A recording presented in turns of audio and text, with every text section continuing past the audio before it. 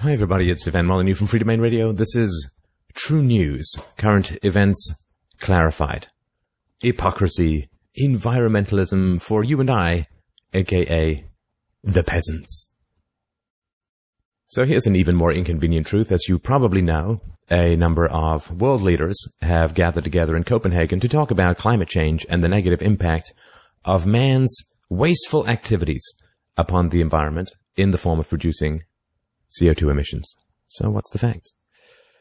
Well, the top hotels in Copenhagen are all fully booked at £650 a night. A little mind-blowing, and if you know anything about economics, then you know that £650 a night is representative of the resources that are consumed in order to produce this kind of luxury. In other words, quite a prodigious amount. On the menu for the Climate Change Summit is scallops, foie gras, and sculpted caviar wedges, all flown in from elsewhere. There are 1,200 limousines on the road, and 140 private planes have flocked to Copenhagen, and some of them have been parked as far away as Sweden and have to go back and forth to the local airport, which doesn't have the capacity for that many private planes, in order to ferry people back and forth. The limos are all parked, some of them up to hundreds of miles away, and have to drive back and forth quite regularly to pick people up. The Climate Change Summit will produce as much carbon dioxide as a town the size of Middlesbrough, which is no village, during its duration. This is a bit easy, but let's have some fun. Sheryl Crow, the lady of don't use more than one sheet of toilet paper unless you absolutely have to. And she, of course, is leading a Stop Global Warming concert tour across America, or was, and traveled in a biodiesel bus, which to me is kind of silly. I mean, it takes a huge amount of resources to create the bus, so biodiesel doesn't exactly cancel that out. But her 30-person entourage followed in a fleet of 13 gas-guzzling vehicles on the Stop Global Warming concert. John Travolta, he encouraged the British public to fight global warming after he flew into London in one of his private jets, one of which is a Boeing 707, and even he's not that big. In 2006, his piloting hobby produced an estimated 800 tons of carbon emissions, more than 100 times the output of the average Briton. But you see, environmentalism is for the peasants, not for the glitterati. Tom Cruise, a man who is increasingly hard to take as sane, let alone serious, he's campaigned for the LA-based environmental group Earth Communications Office. He has an air fleet and a license to pilot his 5 planes, including a top-of-the-line customized Gulfstream jet that he bought for his wife, Katie something or other. Harrison Ford, grumpy and grizzly. He's on the board of Conservation International, does voiceovers for eco-friendly projects, and actually shaved his chest to show the effects of deforestation. He once owned a Gulfstream, but now makes do with a smaller Cessna Citation Sovereign 8-seater jet, 4 propeller planes, and a helicopter. Because, you see, that's all about carbon emissions. Oprah preaches eco-virtue every other week, travels in a 13-seat Gulfstream 4 private jet for years, the preferred model for celebrities and the super-rich. She has replaced it with a faster Bombardier Global Express. Because you see, eco-conservation is not for the leaders, not for the glitterati, not for the cultural elite. It's for you and I, you see. Jennifer Aniston, I brush my teeth in the shower to save the Earth's precious water resources. She also flew a hairdresser to Europe to accompany her on a publicity tour for the film, I think it was Marley and Me. Oh, you could go on and on. Let's just skim them. Der Stingel and Trudy, they run 7 homes and travel between them in private jets and a fleet of cars. Trudy Styler was furious when her pregnant chef refused to travel 100 miles to prepare some soup and salad. U2's world tour carbon footprint is the equivalent of 6,500 UK homes. Chris Martin from Coldplay flew thousands of miles on his private jet while lecturing the planet about conservation. Leonardo DiCaprio has a private jet. Barack Obama had a St. Louis chef flown 850 miles to make pizza at the White House, and I assume he didn't walk back.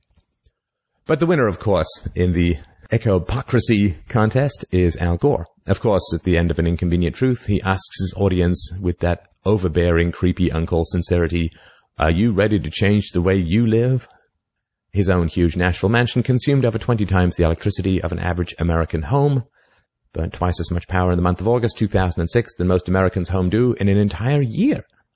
He spent $500 a month just to heat his indoor swimming pool. Al constantly goring the truth.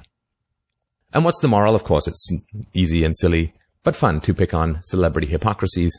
But we don't live our lives according to the edicts of Tom Cruise, of course. But what's the moral? Look, life is too short to evaluate everybody's positions and foolishness. It really is too short. You can ask yourself the question that I ask, because the first hurdle really is integrity. The question that I ask people in my own mind is not what do you preach or even what do you believe, but I'm an empiricist. So I judge by what people do. I judge people's beliefs by what they do. It's an old adage. It's fallen out of favor, but it's worth thinking about. Actions speak louder than words. So if John Travolta is very keen on conservation and he has studied enough to make public pronouncements about it, then I'm going to look at what John Travolta does. I'm going to not listen to his words because people are revealed by what they do. If he thinks it's very serious, then of course he's not going to even have one private plane. If he has to fly, he's going to fly with the peasants, right? With maybe some kind of disguise on so that people don't recognize him and bother him. But that's what he would do because that's a hurdle that you would overcome if you really cared about something.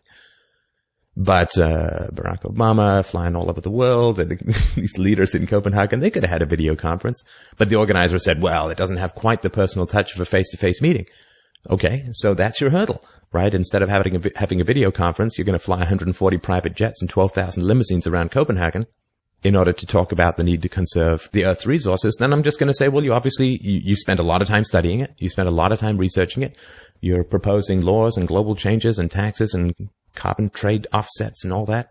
So I'm just going to look at what you do. And if you don't believe what you actually preach, then you're going to act in that way. And this is how these people act. So I don't really have time to research everything to do with global warming, but I can see that all of the world's leaders don't believe it because that they don't act in a way in consistency with what they preach. So all I know is that they don't believe it, and they've done a lot more research than I have, and they don't believe it. So that's enough for me. Again, it's not a perfect, but it's a good rule of thumb. It's a good rule of thumb. And why is it important that these celebrities are eco-hypocrites? Well, it's important because they're still welcome at climate change conferences.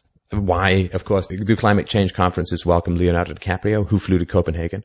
Well, because he's cool among the youth and gets the propaganda going, and he's pretty like a lot of these people. So they don't want to alienate or piss people off by saying, look, there's no way you're flying here in a private jet, and you better clean up your own act before you show up at a carbon reduction climate change conference. You better get rid of these private jets and all that. This is ridiculous. It's embarrassing. So you're not welcome here until, right? I mean, it just says that they don't care about this stuff. They don't care who's doing what. They just want the propaganda. The first hurdle to convincing people is integrity. Do you actually believe? Do you actually practice what you preach? I mean, nobody's going to buy a diet book from a guy who weighs 300 pounds on the cover. I mean, it's ridiculous. Nobody's going to buy a smoking cessation book from a chain smoker. It would be ridiculous. No one would market that. It would be like a joke. It would be like something out of The Onion. And yet, we believe all of this nonsense from these public figures. So, do you actually practice what you preach? And you are judged by the company that you keep. These are necessary, but not sufficient for truth and virtue. So you can have integrity with your beliefs and hang out with people who also have integrity with your beliefs, and you can still be false. But you can never be true if you don't practice what you preach and keep company with those who practice the opposite of what you and they preach. So it's a good shortcut, and it's not perfect, but it's a good rule of thumb for getting rid of a lot of the nonsense that's floating around the world. So it's my suggestion. You can apply this to a lot of things, and I hope this has been of some use to you, as always. Thank you so much for watching and for listening. You can check these out at fdrurl.com/EH, the references. And again, this is Stefan Molyneux from Free Domain Radio. I look forward to talking to you again soon.